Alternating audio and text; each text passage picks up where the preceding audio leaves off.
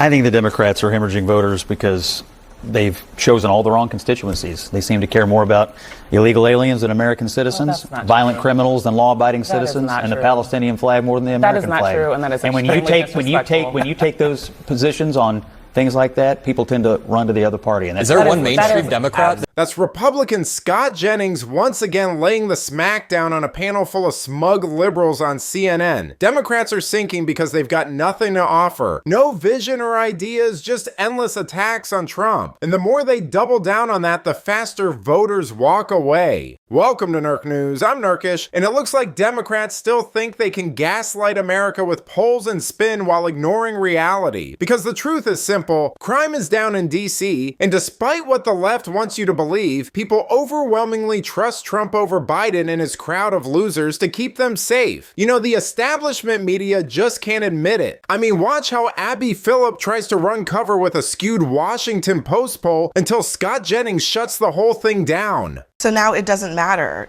Scott Jennings, that voters are not happy with what Trump's doing, don't feel safer, all of that.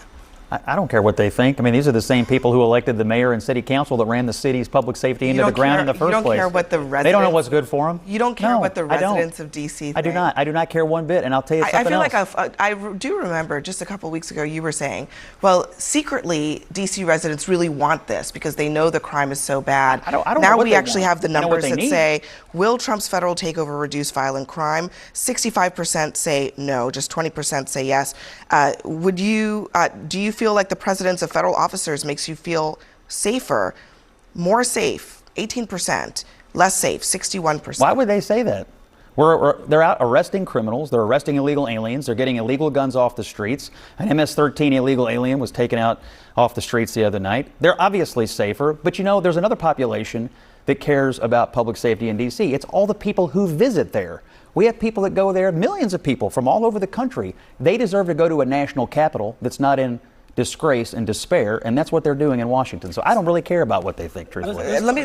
You know, this is classic CNN. Abby Phillip leans on a Washington Post poll that only sampled DC residents, an electorate that voted 92% against Trump in 2024. I mean, of course they don't want him cracking down on crime, but Jennings points out what everyone already knows. The city is run by progressive Democrats, and crime has been out of control. Nationally, Rasmussen found 53% support for Trump's federal takeover, and even Data for Progress admitted 51% said it was necessary. Compare that with DC's 80% opposition. It's no surprise, though, when you poll a bubble of elites who once cheered BLM riots and bail reform, Jennings isn't just right. He's exposing the bias baked into this nonsense. Here's Laura Coates trying the same spin, only to get completely dismantled by Brian Lanza. There's a new Washington Post poll, that shows that 78%, Brian, of people in Washington, D.C. oppose Trump's takeover.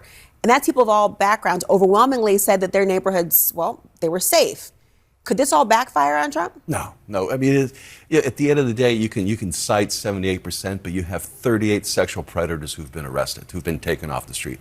I mean, by any measurement, D.C., certain neighborhoods of D.C. are not safe neighborhoods. You know, J.D. Vance is right. I've taken my kids to the Amtrak Union Station, and we have been yelled at by vagrants. We have been yelled at by homeless people who are on drugs. We have actually witnessed people do drugs at the Union Station. I've been yelled at in a lot of train stations across this country that are, well, nor should I. But my point is, it doesn't just happen in places like D.C. So is the National Guard going to go to every 50 states? I don't think that has to be the case. You know, Trump has jurisdiction. The executive has jurisdiction over D.C. and it has the ability to do something. And what it can show effective policy. The way you stop crime is by throwing criminals in jail. It's not by giving them ways out. It's two things. It's what you said. It's what Bill Clinton did. Throw them in jail and offer policies that are alternatives. You know, spending. Right now, the Democrats just want to offer spending programs without throwing these people in jail. But let's throw criminals in jail. If you break the laws are pretty clear. There's consequences for your actions. Clearly, D.C. had not been doing it. And now Trump is doing it. But if you cut $1 billion from the budget, it makes it harder for D.C. to do that. And by the way, one great way to get some sexual predators off the streets, release the Epstein files. How about that? Boom. Well, You know, Trump's crackdown already resulted in over 550 arrests, massive drug and gun seizures, and continued declines in violent crime. The people pushing back are the same ones who let DC burn in 2020 and painted slogans on the streets, while small businesses went up in flames. Pew polling shows 61% of Americans believe the justice system is not tough enough. That's the real proxy for where voters stand. And when 81% of Republicans agree, it's no wonder Trump keeps winning this fight. Here's CNN's Harry Enton reluctantly admitting that, compared to Biden and other Democrats, Americans trust Trump more on crime. Democrats have to get it around their heads that Americans are far more hawkish on crime than they think that they are. What are we talking about? Trump's net approval handling crime. Where was he last year? He was way underwater at minus 13 points views of term number 1. But look at where he is now. He's on the positive side of the ledger. He's on the positive side at plus 1 point. Americans view Trump far more favorably now on crime than they did a year ago. Donald Trump is like Air Jordan towering over Joe Biden when it comes to their handling of crime. Look, in 2024, look at where Biden's net approval was on crime. Way underwater there at minus 26 points. It was one of Biden's worst issues. Granted, pretty much every issue was one of Biden's worst issues. And again, look at where Donald Trump is. Way, way, way above Joe Biden. What is that? That's 27 points. So Americans vastly prefer Donald Trump's approach to crime than they did to Joe Biden. In 2023, Republicans were favored by 13 points. Look at where they were in May of this year.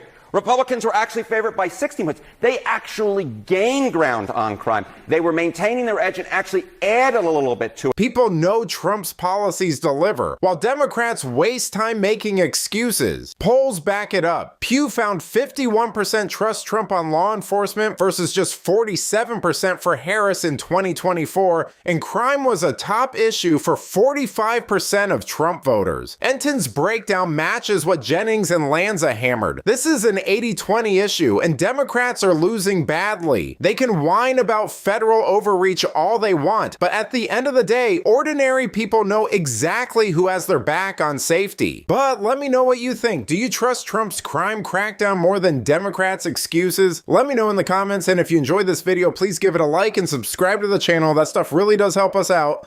Until then, this has been Nerk News. Thanks for watching. Bye.